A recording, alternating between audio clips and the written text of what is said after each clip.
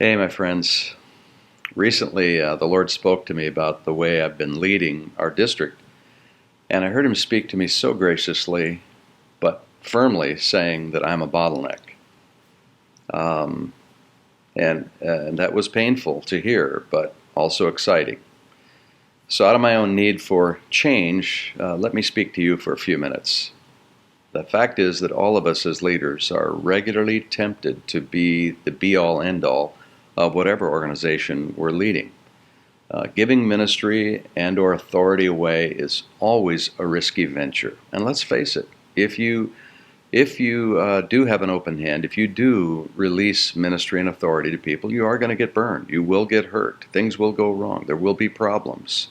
But the other side of that coin is that when we don't do that, it is sometimes the reason, a la Acts chapter 6, for growth not happening, for health not happening. In Acts 6, of course, you remember very well, the apostles weren't they had become the bottleneck. They weren't giving away ministry and authority, and the church had stopped growing.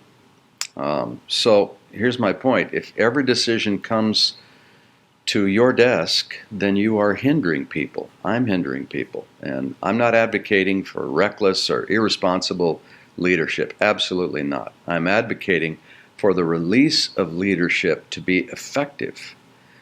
I'm asking you to resist the temptation to pull authority tightly to yourself. Those two words, resist and release, are crucial, in my opinion, to the health and growth of a local church. Ask yourself this simple question: can anyone else around me make the major decisions in the church? If the answer is no, then you need to start down the road of change right away. Good people are waiting to be released and empowered, and they will make a difference. The greater the release, the greater the possibility for growth and health. And I don't think, by the way, this is a one-time decision that we make somewhere and then we're done. Bottlenecking, if I can say it this way, with tongue-in-cheek, is almost a sport in our ranks, a fantasy game, if you will.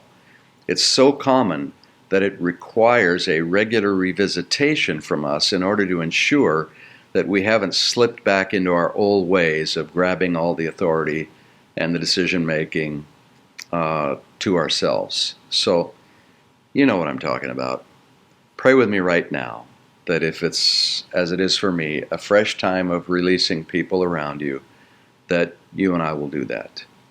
And if you think of me, pray for me. This is an important season for me in terms of giving away ministry and authority in a fresh way. So I would value your prayers highly.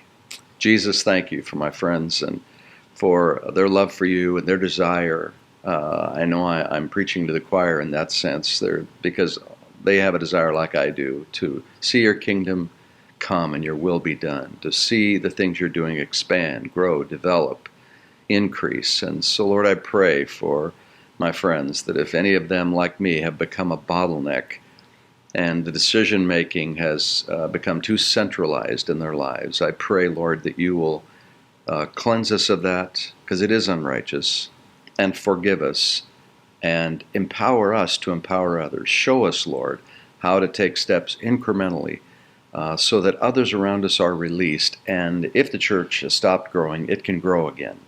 And if people have stopped growing around us, they can grow again by the new challenges they face with the authority and ministry that are released to them. Thank you, Lord. If anybody else is going through what I am right now, help them to create a wide space of leadership around them. In your name, Jesus, amen. God bless you, my friends. I'm praying, especially for those of you who may be in the same situation I am right now. Release people, release them, and watch them grow. In Jesus' name. Talk to you again soon.